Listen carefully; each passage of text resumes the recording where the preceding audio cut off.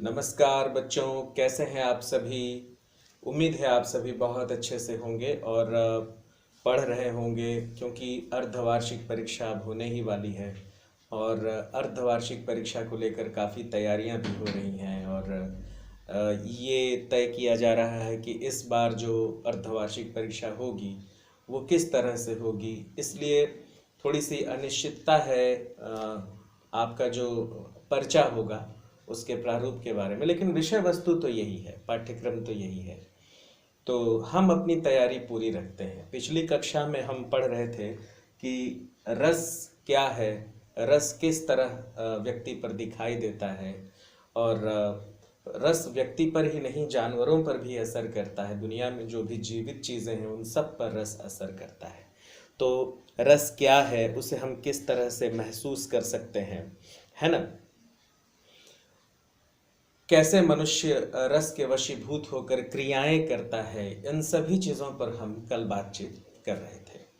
अब आइए हम कुछ ऐसे समझने की कोशिश करें कि एक एक रस के बारे में जानने की कोशिश करते हैं कि एक एक रस का चरित्र क्या है और वो कैसे व्यक्ति पर, मनुष्य पर असर करता है, कैसे वो दिखाई देता है, कैसे हम पहचान सकते हैं कि कौन सा रस अभी अमुक व्यक्ति के ऊपर प्रभावी है, या मनुष्य के ऊपर जब कोई रस प्रभावी होता है तो मनुष्य कैसी क्रियाएं करता है और उन क्रियाओं के क्या नाम हैं। फिर हमें जानना है कि रस कब उत्पन्न होता है, कौन कौन सी चीज़ें ऐसी होती हैं जो रस को बढ़ा देती हैं। फिर जब रस का असर लंबे समय तक रहता है तो उसे हम क्या कहते हैं। तमाम बहुत सारे सवाल हैं रस को लेकर के, रस के अंग कौन कौन से हैं, ये तमाम बातें हमें रस के बारे में जानना है, मालूमात करना है। तो चलिए हम एक एक करके शुरू करते हैं। देखिए, सबसे पहले हम ये जानते हैं कि रस कितने प्रकार के हैं और उनके स्थायी भाव क्या होते हैं। जैसा कि मैंने पहले ही, देखिए, इस व्हाइट बोर्ड पे लिखा हुआ है, श्रृंगार। श्रृंगार आपको दिखाई दे रहा है, वीर, शांत, रौद्र, भयानक, अद्भुत, करुण, हास्य, विभत्स, भक्ति और वात्सल्य। मैंने भक्ति और वात्सल्य के बारे में आपको बताया था कि भक्ति और वात्सल्य दो अलग से आधुनिक जो व्याकरण के जो विद्वान हैं, आधुनिक विद्वान हैं, उन लोगों ने वात्सल्य और भक्ति रस को जोड़ा है। मूलतः जो रस हैं उनकी संख्या 9 है। सवाल ये उठता है कि परीक्षा में अगर पूछे कि रसों की संख्या कितनी है, अगर विकल्प में 11 दिया हुआ है और 9 भी दिया हुआ है तो ध्यान से सुनिए, आपको 11 रस ही लिखना है क्योंकि अब ये चलन में आ चुका है कि रसों की संख्या 11 है। ठीक है, तो बच्चों आइए हम एक एक करके रसों के बारे में बात करते हैं। पहले हम इन्हें समझ लें कि ये क्या है, किस तरह का असर डालते हैं। फिर हम ये जानने की कोशिश करेंगे कि स्थायी भाव क्या है, संचारी भाव क्या है, विभाव क्या है, अनुभाव क्या है, विभाव के जो भाग होते हैं, आलंबन और उद्दीपन, वे क्या हैं, है ना। किस तरह से हमें ये दिखाई देते हैं व्यक्ति के ऊपर, ये सब हम बात करेंगे। लेकिन पहले हम एक परिचय प्राप्त करते हैं 11 रसों से। सबसे पहला रस जो है वो श्रृंगार है, और श्रृंगार रस जो होता है बच्चों, उसे हम रसराज कहते हैं, यानी रसों का राजा। ऐसा माना जाता है कि सभी रसों में सबसे श्रेष्ठ और सबसे श्रेष्ठ प्रदर्शन करने वाला जो रस है वह श्रृंगार रस है। हालांकि विद्वानों में मतभेद हो सकते हैं, लेकिन एक सहज सहमति ये है कि यदि प्रश्न आए कि रसराज किसे कहते हैं तो आप जरूर लिखें कि श्रृंगार रस को रसराज कहते हैं। अब श्रृंगार रस है क्या? तो श्रृंगार रस स्त्री और पुरुष के बीच सहज आकर्षण से जो रस उत्पन्न होता है उसे हम श्रृंगार रस कहते हैं। ये तो इसकी परिभाषा हुई। फिर से सुनिए, स्त्री और पुरुष के बीच जो सहज आकर्षण के कारण रस उत्पन्न होता है उसे हम श्रृंगार रस कहते हैं। जैसे कि नायक और नायिका के बीच का प्रेम। अक्सर आप सिनेमा देखते हैं, सिनेमा में एक हीरो है, एक एक हीरोइन है, एक नायक है, एक नायिका है, और उनके बीच जो है वो सहज आकर्षण से प्रेम पैदा होता है। ठीक है, उनके बीच सबसे पहले आकर्षण होता है, आकर्षण के बाद प्रेम उत्पन्न होता है। यही जो प्रेम है वह श्रृंगार रस से भरा हुआ है। ठीक है, ये जो रस है वह मनुष्य पर इतना असर करने वाला रस है कि सारी सृष्टि की रचना इसी मूल रस के कारण हुई है। प्रेम उत्पन्न होता है व्यक्ति के बीच में, सहज आकर्षण उत्पन्न होता है, फिर लोग अपनी दुनिया बसाते हैं। तो इस तरह से सृष्टि का अगर मूल रस कहा जाए तो इसीलिए श्रृंगार को सहज रूप से रसराज कहा जाता है बच्चों। अब देखिए कि इसमें दो स्थितियां उत्पन्न होती हैं। जब नायक और नायिका के बीच सहज आकर्षण होता है तो प्रेम उत्पन्न होता है। ठीक है, तो नायक और नायिका आपस में मिलते हैं, जैसा कि आप देखे होंगे फिल्मों में कि एक जो नायक है नायिका है, जब उनमें आकर्षण होता है, उनमें प्रेम उत्पन्न होता है, तो वो पेड़ों के पीछे घूम घूम के गाना गाते हैं। खूब अच्छे अच्छे रोमांटिक सॉन्ग आप लोगों को मालूम भी होंगे, आप भी खूब गाना वाना गाते हैं। तो जो एक मनोभाव जो उत्पन्न होता है वही श्रृंगार है। लेकिन फर्ज करिए, आप कल्पना करिए कि ये जो प्रेम है वो टूट गया।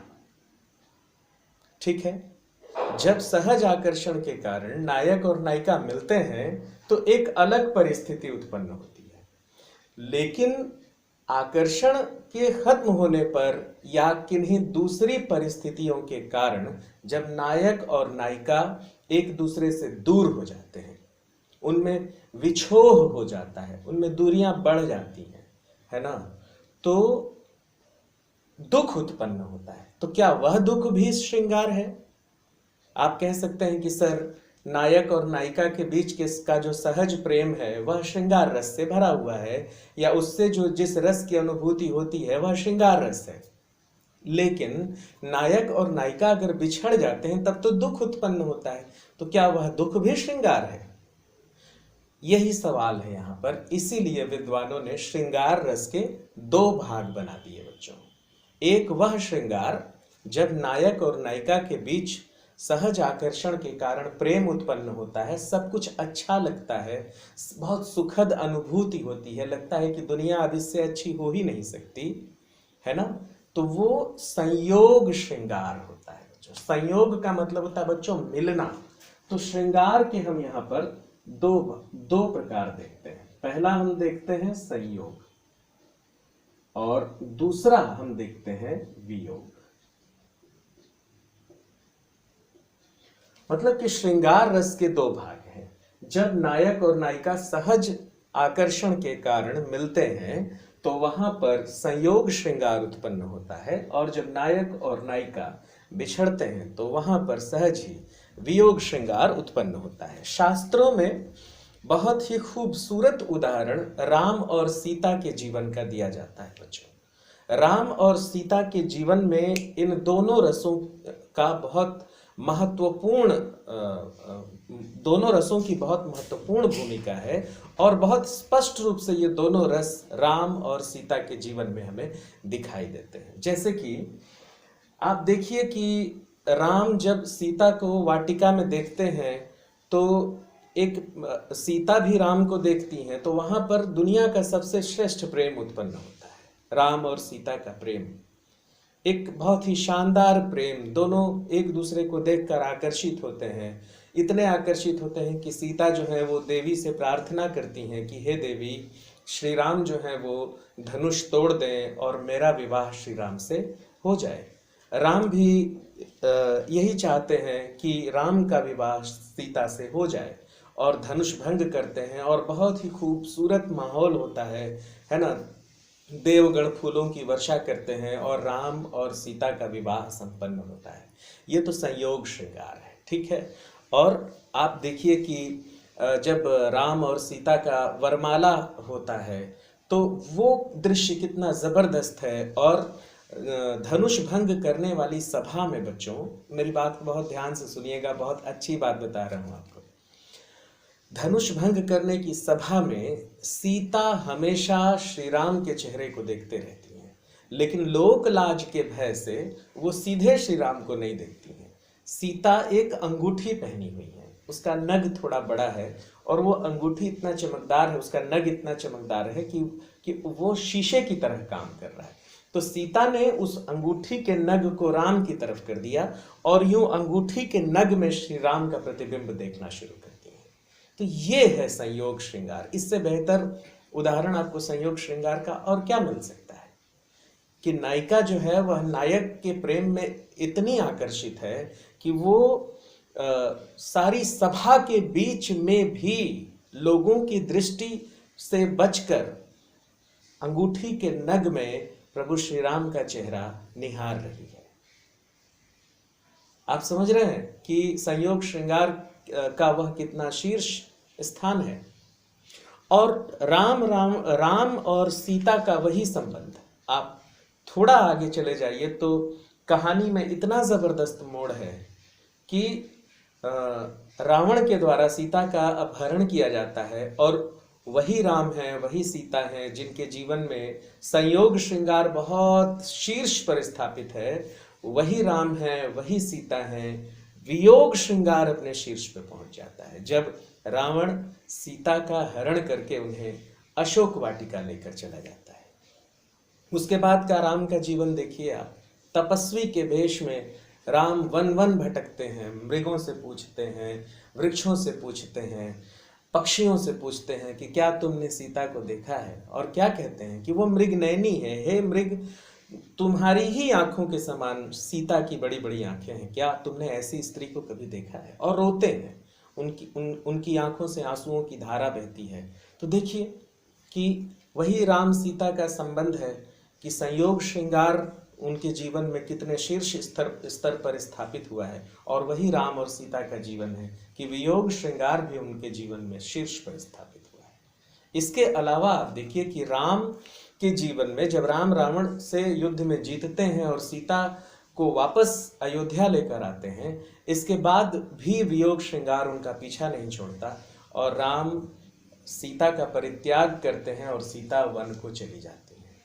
फिर राम और सीता दोनों के जीवन में वियोग श्रृंगार ही सदा सदा के लिए रहता है। अब मैं कह रहा हूं बच्चों, सदा सदा के लिए रहता है। तो ये सदा सदा के लिए रहता है, ये क्या होता है? जब किसी रस का प्रभाव लंबे समय तक बना रहता है। बच्चों ध्यान दीजिएगा, मैं कोई भी एक भी पंक्ति इसमें बिना मतलब की नहीं बोल रहा हूं। मैंने क्या कहा कि राम और सीता के जीवन में वियोग श्रृंगार लंबे समय तक बना है, बल्कि सीता की मृत्यु तक वियोग श्रृंगार प्रभावी है। बच्चों तो रस का जो प्रभाव लंबे समय तक बना रहता है बच्चों, उसको बोलते हैं स्थायी भाव। यहां लिखता हूं बच्चों, देखो रस विधान में ये यूं यहां लिखता हूं, स्थायी भाव।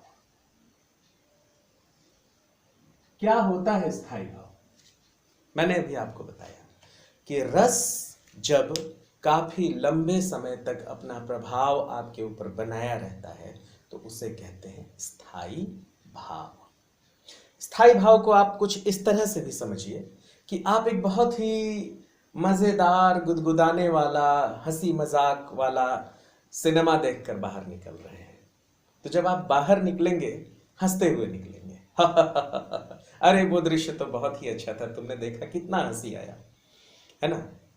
फिर आप घर पहुंचेंगे, घर वालों को भी बताएंगे बहुत ही खूबसूरत दृश्य था, ये तो फिल्म शुरू से लेकर अंत तक हंसाने गुदगुदाने वाली है। आपकी मन स्थिति बहुत अच्छी है, आप बहुत ही खुश हैं, खूब अच्छे से सबसे बातचीत कर रहे हैं, हंस हंस के बातचीत कर रहे हैं, रात को अच्छा सोने गए, खूब बढ़िया सोए, सुबह उठे। तो सिनेमा तो आप दोपहर में ही देख के आ गए थे, लेकिन उसका प्रभाव आप पर लंबे समय तक बना रहा। इसे ही कहते हैं रस का स्थायी भाव। और ये जो रस का स्थायी भाव है बच्चों, वो 1 मिनट से लेकर के 1 वर्ष तक हो सकता है, जीवन भर हो सकता है। आप देखिए ना, श्री राम के जीवन में जो वियोग श्रृंगार का जो एक स्थायी भाव है, एक दुख और विषाद राम और सीता के चेहरे पर दिखाई देता है, वो तो जब तक सीता जीवित थी तब तक उनके चेहरे पर है। तो रस का जो स्थायी प्रभाव होता है ना।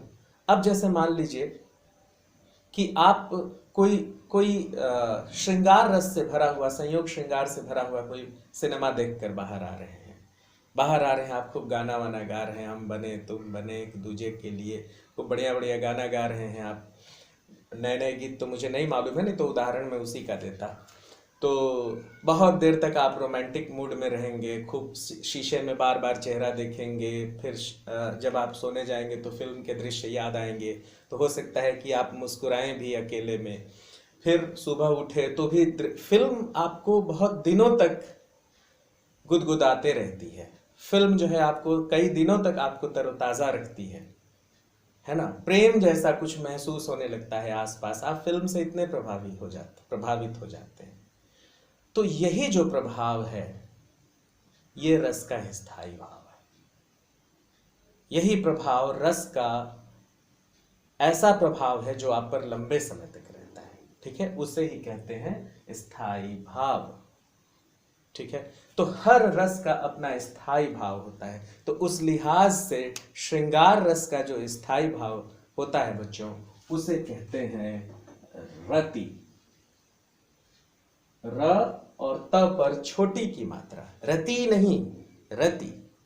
रत मतलब होता है मिल जाना, जैसे अपने काम में रत हो जाना, है ना। तो रति, रति एक देवी का नाम है जो प्रेम की देवी है, उन्हीं के नाम पर रति। इसका स्थायी भाव, स्थायी भाव को एक नाम देना जरूरी है, संज्ञा से हम उस भाव को पहचानते हैं, है ना। तो हम ये कहते हैं कि इनके ऊपर रति प्रभावी है, मतलब कि अभी ये किसी प्रेम में है, ठीक है।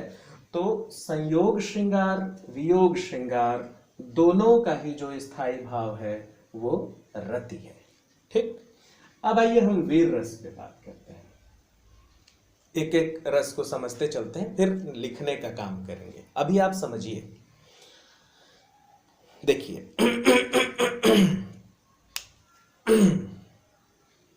देखिए वीर रस क्या है।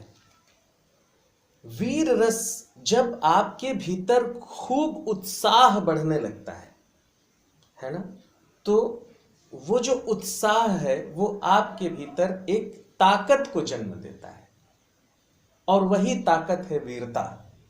अगर आपके भीतर उत्साह नहीं है तो फिर आपके भीतर ताकत होते हुए भी वह किसी मतलब का नहीं है, और जब ताकत नहीं है तो आप कहीं वीरता दिखा नहीं पाएंगे। तो वीर रस कौन सा रस है? वीर रस वह रस है जो जब मनुष्य उत्साह नामक भाव से भरा हुआ होता है, उमंग नामक भाव से भरा होता है, और ऐसे में वीरता का कार्य संपादित करने के लिए अपने भीतर भावनाएं उमड़ता घुमड़ता महसूस करता है, तो वह जो रस है वह वीर रस कहलाता है। जैसे मान लीजिए कि आप एक फिल्म देख रहे हैं बॉर्डर, उसमें आप देख रहे हैं कि हमारे देश के जो सैनिक हैं वो दूसरे देश के सैनिकों के साथ लड़ाई लड़ रहे हैं, तड़ तड़ तड़ तड़ तड़ तड़ तड़ तड़। आप भी एकदम फिल्म देख रहे हैं, या हाँ मार दे, हाँ काट दे, ये तोप का गोला चला दे, मैं तो रहता तो ऐसा कर देता। आपके भीतर भी वो बात आने लगती है ना, तो वो क्या है? वही है वीर रस, ठीक है। महारानी लक्ष्मीबाई सर्वश्रेष्ठ उदाहरण है। कुछ श्रेष्ठ उदाहरण हो सकता है, इससे भी श्रेष्ठ उदाहरण है, लेकिन अभी जो हमारे सामने जो बहुत नजदीक घटित होने वाली घटनाएं हैं, उसमें महारानी लक्ष्मीबाई के शौर्य और पराक्रम को अनदेखा नहीं किया जा सकता। तो आप देखिए कि चमक उठी सन 57 में वह तलवार पुरानी थी, सिंहासन हिल उठे राजवंशों ने भृगुटी तानी थी, बूढ़े भारत में भी आई फिर से नई जवानी थी, बूंदे ले हर बोलों के मुंह हमने सुनी कहानी थी, खूब लड़ी मर्दानी वह तो झांसी वाली रानी थी। कैसा लगा? आपको भी लगा कि एक तो तलवार में भी निकाल के और चलूं अंग्रेजों से लड़ने? भाव जगा आपके भीतर ना? यही वीर रस। और देखिए, मुझे देखिए, वीर रस पढ़ाते हुए मैं अभी तक गंभीर था, आप देखिए कैसा हो गया। खुद मुझ पर देख लीजिए आप, मैं थोड़ा ज्यादा सक्रिय नहीं हो गया आपके सामने, हो गया ना। यही रस का प्रभाव है। ठीक है। अब जब आपने सिंहासन हिल उठे राजवंशों ने भ्रिकुटी तानी थी, है ना, बूढ़े भारत में भी आई फिर से नई जवानी थी, बूंदे ले हर बोलों के मुंह हमने सुनी कहानी थी, खूब लड़ी मर्दानी वह तो झांसी वाली रानी थी, रणबीच चौकड़ी भर भर कर चेतक बन गया निराला था, राणा प्रताप के घोड़े से पड़ गया हवा का पाला था। ये सब क्या है? वीरता की कविताएं हैं। तो जब आपके भीतर उत्साह अपने चरमोत्कर्ष पर पहुंच जाता है तो आप वीर हो जाते हैं। ठीक है, आप निडर हो जाते हैं, साहस आसमान छूने लगता है। तो वही जो अनुभूति है, वही जो अनुभव है, अनुभूति है, जिसको आप महसूस करने लगते हैं, वही जो रस है वह वीर रस है। और वीर रस में जो सबसे जरूरी चीज है वह है उत्साह। उत्साह इसका स्थायी भाव है, क्योंकि जब आप वीर हो जाते हैं तो लंबे समय तक उत्साहित रहते हैं, है ना। अगर आप कमजोर रहेंगे तो उत्साहित नहीं होंगे, आपको लगेगा हटाओ मुझे क्या करना है, मैं क्या करूं, कोई मेरा काम थोड़ी है, मैं क्यों फंसने जाऊं। तो इस तरह की बातें जब हमारे भीतर चलने लगती हैं तो उत्साह खत्म हो जाता है और वीर रस आपके ऊपर से हट जाता है। ठीक है बच्चों, वीर रस के समान ही 3-4 रस हैं जिन्हें हम एक साथ समझते हैं। शांत को भी बाद में समझेंगे। वीर के बाद आइए हम रौद्र रस को समझते हैं। रौद्र रस क्या होता है? देखिए, मुझे लगता है, जो मेरा अपना मानना है, कि वीर रस और रौद्र रस में बहुत मामूली सा अंतर है। रौद्र रस के लिए भी उत्साह जरूरी है और वीरता दोनों जरूरी है। तो मेरा ख्याल है, मेरा मानना यह है कि जब वीर रस, वीरता का रस मनुष्य पर प्रभावी हो जाता है तो आगे की स्थिति जो बनती है वह उत्साह, वो रौद्र की बनती है। जैसे कि शिव जब तांडव करते हैं तो रौद्र रूप में आ जाते हैं। शिव से भोला तो कोई भी नहीं है। ऐसा माना जाता है कि शिव सबसे जल्दी प्रसन्न होने वाले, कृपा करने वाले देवता हैं। लेकिन जब वह रौद्र रूप ले लेते हैं, माने क्रोध उनका 7वें आसमान पे चला जाता है, तो वो रौद्र रूप ले लेते हैं, फिर तांडव करने लगते हैं, तो वो जो रस है वो रौद्र है। आप रौद्र में कब आते हैं? जैसे मान लीजिए कि आपका किसी से झगड़ा हो गया, आपके ऊपर जो रौद्र रस है, वो रौद्र क्या है वो मैं आपको बता रहा हूं। मान लीजिए कि आपका किसी से झगड़ा हो गया, अब वो आपको कुछ अपशब्द कह के कोई चला गया, अब आप जो है एकदम तमतमा गए, मुंह लाल, कान लाल, पसीना, मार दूंगा, देख लूंगा, निकल बाहर, अभी देखता हूं मैं वो समझता क्या है अपने आप को, मैं भी किसी से कम नहीं हूं, मैं भी बता दूंगा, मेरे भीतर भी ताकत कम नहीं है, उठा के फेंक दूंगा अभी छत से नीचे, बुद्धि हरी हो जाएगी तुम्हारी। ये क्या है? ये रौद्र है, ये रौद्र रूप है। जब मतलब क्रोध से भरकर, क्रोध इसमें बहुत महत्वपूर्ण है, गुस्सा, क्रोध में भरकर जब हम अपना आपा खोने लगते हैं और एक विचित्र तरह की स्थिति, हमारी मानसिक स्थिति बन जाती है, हम बहुत उत्तेजित हो जाते हैं, उसे ही कहते हैं रौद्र।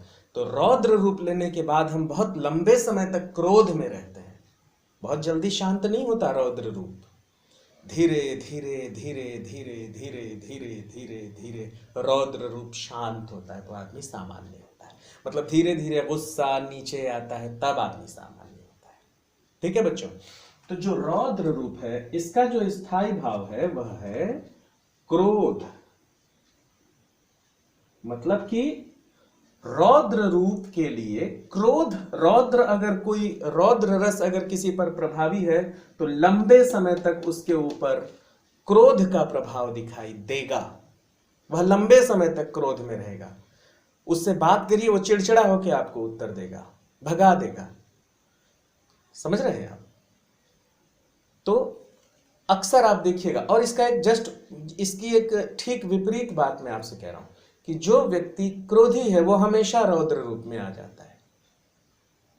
एक उलट करके मैं मैं अभी तक ये बता रहा था कि रौद्र रस जब प्रभावी होता है तो व्यक्ति के ऊपर क्रोध का लंबा असर दिखाई देता है। लेकिन इसी के ठीक उलट अगर आप बात करें तो आप ये कह सकते हैं कि जिस आदमी का स्वभाव ही क्रोध का है वह हमेशा रौद्र रूप में आते रहता है। देख लूंगा, मार दूंगा, काट दूंगा, ये जो कहते हैं ना, यही रौद्र है। तो वीर रस का जो स्थायी भाव है वह उत्साह है।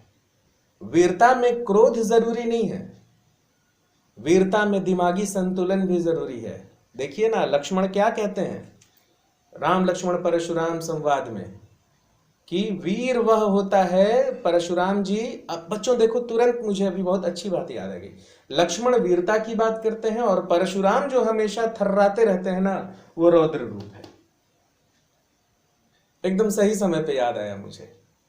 लक्ष्मण जो बात करते हैं वीरता की, कि वीर पुरुष वह होता है ना, जो रण में अपने आप को सिद्ध करता है।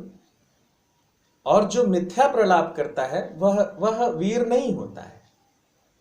तो परशुराम जो है बार बार क्रोध में आते हैं, बार बार मार दूंगा फरसा से, अब गर्दन काट ही दूंगा, कहते हैं ना, सभा के लोगों अब इसे बाहर करो नहीं तो इसके सर पर काल नाच रहा है, मैं इसे अभी तुरंत काट कर उसका गर्दन अलग कर दूंगा। ये क्या है? ये रौद्र है। और लक्ष्मण क्या कहते हैं कि हे ऋषिवर, आप बिना मतलब का गुस्सा कर रहे हैं। वीर पुरुष वह होता है जो विद्यमान रण पाय रिपु कायर कथहि प्रताप, जो शत्रुओं के सामने मिथ्या प्रलाप करता है वह कायर होता है। सूर समर करनी करही कही न जना वही आप, सूर समर करनी करही कही न जना वही आप, विद्यमान रण पाय रिपु कायर कथहि प्रताप। ठीक है, तो वीर और रौद्र में यही अंतर है कि वीरता जो है वो उत्साह का प्रभाव दिखाता है और रौद्र जो है वो क्रोध का प्रभाव दिखाता है। ठीक है, अब इसी से मिला जुला एक और है, वो है भयानक रस। देखिए ना, एक ही जैसा, रौद्र, भयानक, वीर, ये सब एक ही जैसा लग रहा होगा आपको। भयानक क्या है? मैंने जब आपको जब चित्र दिखा रहा था जब मैं, तो उसमें देखिए चुड़ैल उड़ैल के चित्र आपको दिखाया, भूत के चित्र दिखाया, मैं आपको दिखाया ना। भूत को देखते ही आप, या मान लीजिए आप रात को साइकिल चलाते हुए कहीं से आ रहे हैं, एकदम बियाबान अंधेरा है और साइकिल का चैन उतर गया। उसके बाद आप चारों ओर देखेंगे कि अंधेरा है, तो आधा तो होश आपका वहीं गायब हो गया। फिर आपसे कुछ नहीं होगा, आप वहां चुपचाप बैठ जाएंगे, रोने लगेंगे। यही भयानक रस है। जैसे शमशान, कब्रिस्तान, लगता है जैसे कि भूत नाच रहे हैं, है ना। तो भय, जहां बहुत भय, डर होता है, मन एकदम थर थर कांपते रहता है, अभी कोई भूत आ गया तो। कभी कभी क्या होता है, आप कमरे में अकेले सो रहे हैं तो लगता है कि पीठ की तरफ से कोई आकर के हाउ पकड़ लेगा, तो आप जो दीवार की तरफ पीठ कर लेते हैं लाइट जला देते हैं कि अंधेरे में कोई आके भूत पकड़ लिया तो। सही कह रहा हूं ना मैं देखिए, आप भले न मानिए, लेकिन मैं तो डरता था, इसलिए कह रहा हूं। तो जो भयानक रस है, इसका जो स्थायी भाव है वो है भय। ठीक है, भय। देखिए बच्चों, यहां पर मैं ऐसे लिखते जा रहा हूं, आपके पास जो व्याकरण की किताब होगी उसमें पूरा टेबल बना होगा, वहां पे आप देख सकते हैं। फिलहाल तो हम यहां समझ रहे हैं। तो भयानक रस जो है उसका स्थायी भाव जो है वो है भय, डर। ठीक है, मैंने जैसे कि आपको बताया कि कहीं आप शमशान में फंस गए, कब्रिस्तान में फंस गए, अंधेरी रात में आप भयग्रस्त हो गए, आप उजाले में टहल रहे हो, अचानक लाइट गोल हो गई, आप भयग्रस्त हो गए। यहाँ पर जो रस आपके ऊपर प्रभावी होता है वह है भयानक रस। ठीक है, और भय इसका स्थायी भाव है। बहुत लंबे समय तक आप डरे रहते हैं, लंबे समय तक। हालांकि ये लंबा समय 5 मिनट से 5 घंटे का भी हो सकता है, 5 दिन का भी हो सकता है। मान लीजिए कि कोई बच्चा इतना डर गया कि उसे बुखार हो गया। होता है ना, भय के कारण बच्चे बीमार पड़ जाते हैं, बुखार हो जाता है, अक्सर डरता रहता है वो बच्चा। तो बच्चों इस तरह से हमने देखा कि जो भयानक रस है, भयानक रस जो है वो मन के भीतर एक स्थायी रूप से भय का प्रभाव छोड़ता है और हम भयग्रस्त रहते हैं, काफी लंबे समय तक भयग्रस्त रहते हैं। ठीक है, अब आइए, अभी हमने वीर रस, रौद्र रस, भयानक रस के बारे में बातचीत की। एक रस है अद्भुत। ये भी इसके शब्द के उच्चारण से ऐसा लगता है कि अद्भुत मतलब कि कोई वीरता वाली बात या कुछ चमत्कार वाली बात, तो वो भी एक इसी की तरह लगने वाला एक रस है, लेकिन इसकी प्रवृत्ति, इसकी प्रकृति बिल्कुल अलग है। जो अद्भुत रस है वो कभी भी वीर रस नहीं हो सकता, जो अद्भुत रस है वो कभी भी रौद्र रस नहीं हो सकता, जो अद्भुत रस है वो कभी भी भयानक रस नहीं हो सकता। अद्भुत रस जो होता है बच्चों, उसमें कुछ अनोखी घटना घटती है और जब हम उससे प्रभावित हो जाते हैं तो वह जो अनुभूति हमारे भीतर होती है उसे हम अद्भुत रस कहते हैं। जैसा कि कल की कक्षा में जाते जाते मैंने आपको बताया था कि बालक श्री कृष्ण जो है वो मिट्टी खा रहे हैं। माता यशोदा बहुत नाराज होती हैं, कहती हैं कन्हैया तुम मिट्टी क्यों खा रहे हो? तो कन्हैया कहते हैं कि मुंह हिलाते हैं बंद करके। तो माता यशोदा कहती हैं कि अच्छा तुम अपना मुंह खोलो। तो कुछ देर तक कन्हैया टाल मटोल करते हैं, लेकिन उसके बाद जब कन्हैया मुंह खोलते हैं तो सारे ब्रह्मांड का दर्शन उनके मुंह के भीतर यशोदा को होता है। समस्त ब्रह्मांड श्री कृष्ण के मुंह में समाया हुआ दिखाई देता है। तो यशोदा एकदम चकित रह जाती हैं। आप खुद सोचिए कि कोई माँ अपने बच्चे के मुंह में पूरी दुनिया को समाहित देखे तो उसकी क्या स्थिति होगी। आश्चर्य से भर जाती हैं, उनके आश्चर्य का कोई ठिकाना नहीं रहता। कुछ देर तक तो वो सुध बुध खो देती हैं, कांपने लगती हैं थर थर कि आखिर ये हो क्या रहा है, ये आखिर कृष्ण है कौन। इसी तरह से देखिए, गोपियों को बड़ी नाराजगी थी कृष्ण से। गोपियां एक दूसरे से बहुत डाह रखती थी, बहुत जलती थी। कृष्ण अगर किसी दूसरे गोपी से बात कर लिए तो एक गोपी नाराज हो जाती थी। तो कृष्ण गोपियों को नाराज करना नहीं चाहते थे। गोपियां उनकी बहुत ही मतलब कहना चाहिए कि बहुत ही करीबी सखा थी, बहुत स्नेह करते थे कृष्ण गोपियों से। तो कृष्ण ने जितनी गोपियां हैं उतना रूप धारण किया, उतने कृष्ण दिखाई देने लगे और एक साथ जितनी गोपियां हैं सबके साथ कृष्ण नृत्य करने लगे। किसी को भी इस बात का एहसास नहीं हुआ कि कृष्ण मेरे साथ नृत्य नहीं किए, उसके साथ नृत्य किए। तो ये आश्चर्य से भर देने वाली बात थी। तो ये जो रस है बच्चों, अद्भुत रस है। अब ये तो मैंने आपको एक ऐसे उदाहरण दिए जिसके बारे में हम सुनते हैं और ये एक आदर्श उदाहरण है, लेकिन सामान्य जीवन में जो अद्भुत रस है वो क्या है? कोई अनोखा करतब। आप सर्कस में जाते हैं, अद्भुत तरह के सर्कस आपको दिखाई देते हैं, आप दांतों तले उंगली दबा देते हैं। तो वहां पर जो रस आपके भीतर, जो जिस रस का आप आनंद लेते हैं वह अद्भुत रस है। ठीक है, अब मान लीजिए कि आप जो है वो देखते हैं कि कभी कभी करतब दिखाने वाले खौलते हुए तेल में हाथ डाल देते हैं और बाहर निकालते हैं तो उनको कुछ नहीं होता है। अद्भुत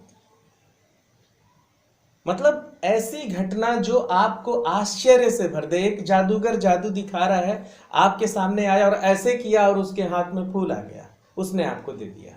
आप आश्चर्य से भर जाते हैं कि अरे ये कैसे संभव हुआ, ये कैसे हुआ। तो ये एक जो रस है वो आश्चर्य से भर देने वाला रस है।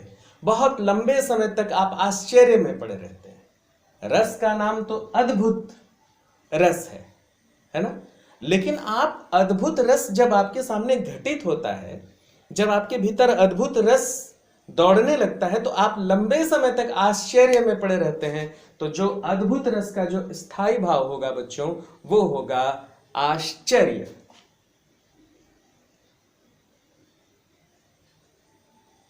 ये अद्भुत रस का स्थायी भाव है। मतलब कि आप अब लंबे समय तक आश्चर्य कैसे बना हुआ है आपके भीतर, आप खुद देखिए कि जब आप एक जादूगर का शो देखते हैं और जब आप बाहर निकलते हैं तो आप क्या क्या बात करते हैं, अरे यार उस पिंजरे में कबूतर कैसे आ गया, मैंने देखा कि उस पिंजरे के भीतर एक लड़की जाती है, पर्दा डलता है और जैसे ही पर्दा हटता है उसके भीतर एक शेर दिखाई देने लगता है। ओहो, ये हुआ कैसे। बड़े बड़े जादूगर बड़े बड़े जानवरों को गायब कर देते हैं, तो आप दांतों तले उंगली दबा लेते हैं कि ये हुआ कैसे। मैं जादू देखने गया, मैंने देखा कि एक जादूगर हवा में हाथ हिलाता है और ऐसे करके और सामने ऐसे करता है तो उसके हाथ पर कबूतर फड़फड़ाने लगता है, कैसे। तो ये आश्चर्य है, आश्चर्य रस। फिर आप अपने ग्रंथों की ओर लौटिए, कथानकों की ओर लौटिए।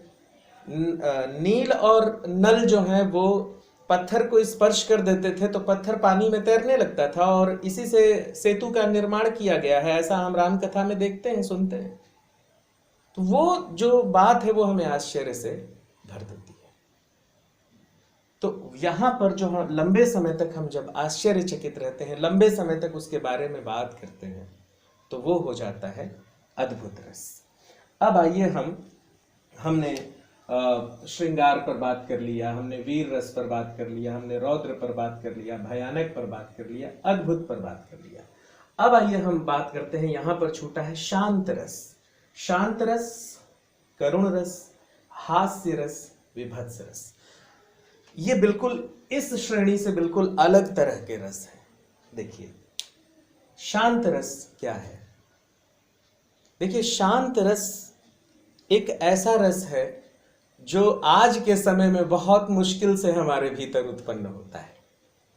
आप देखिए कि शांति की खोज में लोग कहां कहां नहीं चले जाते हैं, तमाम तरह का ध्यान करते हैं, अकेले में बैठते हैं आंखें बंद करके और ईश्वर के बारे में सोचते हैं, मंदिर जाते हैं, है ना, कुछ समय तक चुप रहना चाहते हैं। तो इस रस की खोज में हम भटकते हैं। बहुत आसान नहीं है शांत रस अपने भीतर उत्पन्न कर पाना, बहुत कठिन है बच्चों। बड़े बड़े साधक जो है वो शांत रस को उत्पन्न कैसे किया जाए इस पर अनेक व्याख्यान, बड़े बड़े व्याख्यान दिए हुए हैं कि कैसे मन को शांति मिले। मन को चिंता ने इतना घेरा हुआ है, इतना चिंतित है मनुष्य कि इस रस की उत्पत्ति सहज नहीं है, बहुत कठिन रस है ये शांत। समझ रहे हैं आप? तो अब आप रस को पहचान गए होंगे कि जब जिस रस के प्रभावी होने पर हमारा मन और चित्त अत्यंत शांत हो जाता है, हमारा मन हमारा चित्त भटकना बंद कर देता है, हमें एक मानसिक ताजगी और संतुष्टि मिलती है, तो जब वह अनुभूति हमारे भीतर प्रबल होती है तो हमारे ऊपर शांत रस का प्रभाव दिखाई देता है। और शांत रस का जो स्थायी भाव होता है बच्चों, उसे हम कहते हैं निर्वेद। निर्वेद की स्थिति मतलब बिल्कुल शांत स्थिति। इसके लिए आप देखिए ना, लोग योगासन करते हैं, लोग योगासन करते हैं, घंटों ध्यान लगाए रहते हैं। तानपुरे की आवाज जब आती है तो उससे लगता है कि हमारा मन जो है वो शांत हो रहा है। बहुत लोग तो ओमकार का उच्चारण करते हैं। बहुत सारे जो गायक हैं, बहुत बड़े जो साधक हैं, साधना करते हैं, वो लोग सा का उच्चारण करते हैं, सा ऐसा करते हैं और मन बिल्कुल शांत हो जाता है। यहाँ तक कि जब मैं बहुत विचलित होता हूँ बच्चों, तो बिल्कुल अकेला बैठ जाता हूँ। और आप तो जानते हैं कि मुझे संगीत, मेरी रुचि संगीत में बहुत ज़्यादा है। तो जब मैं रियाज करता हूँ तो मैं सा का रियाज करता हूँ और असीम शांति मिलती है उससे। सा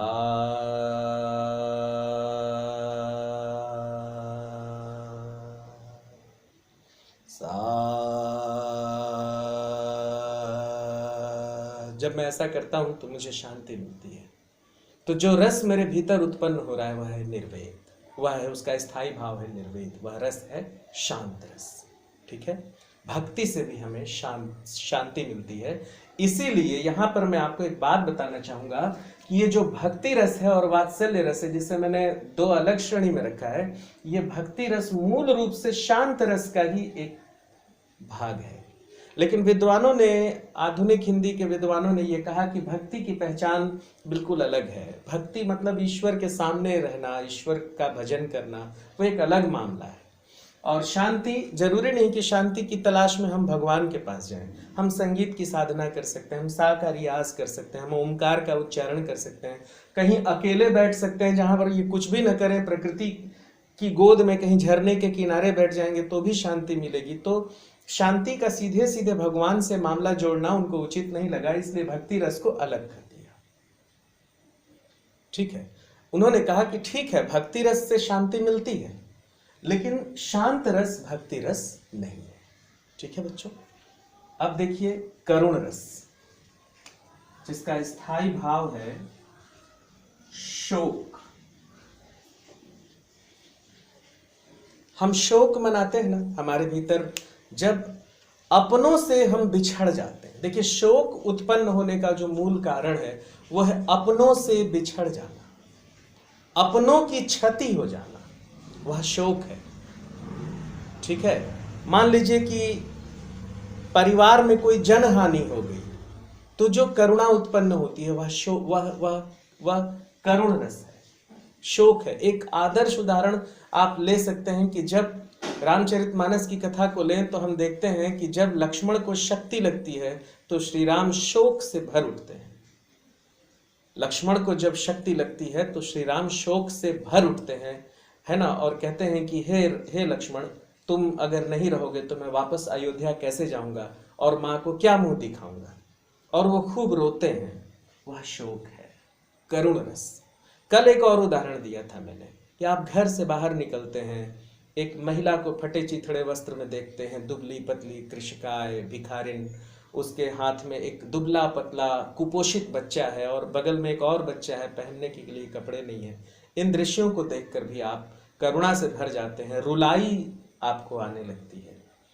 तो जिस दृश्य को देखकर आपका मन रो उठता है, करुणा से भर उठता है, लंबे समय तक आप अवसाद में रहते हैं, तनाव में रहते हैं, दुख से भरे हुए रहते हैं, हमेशा रोने का मन करता है, गला आपका हमेशा भारी रहता है ना, तो वो जो रस है, वो जो अनुभूति है, वो करुण रस है।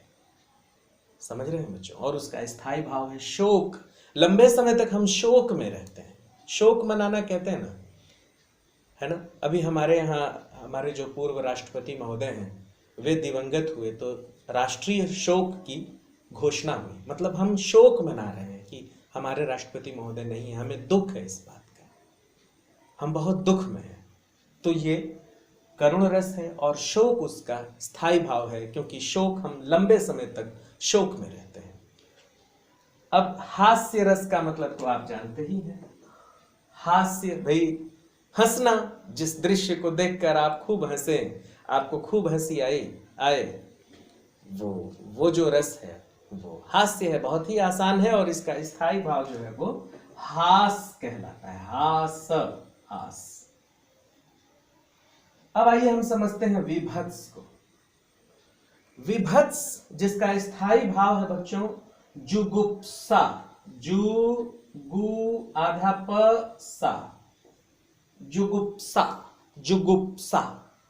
जुगुप्सा मतलब घृणा, घिन, मरा हुआ जानवर देखना, बजबजाती हुई नाली देखना, गंदा शौचालय देखना, आप एकदम घिन से भर उठते हैं। बहुत देर तक आप घिनाए रहते हैं, आपको खाना खाने का मन नहीं करेगा। जब जब वो दृश्य आपको याद आ जाएगा आप एकदम कांप जाएंगे।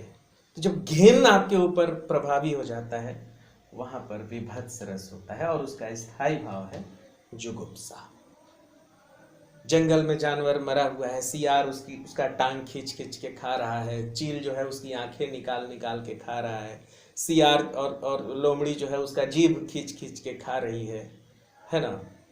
तो आप इस दृश्य की कल्पना करके ही सिहर उठते हैं, तो उसे कहते हैं विभत्स रस और उसका स्थायी भाव है जुगुप्सा। और सबसे जो अंतिम दो रसों की हम बात करें, भक्ति और वात्सल्य। भक्ति रस, इसमें दो लोग हैं, एक भक्त है और दूसरा उसका आराध्य है। एक तरफ भगवान है और दूसरी तरफ भक्त है।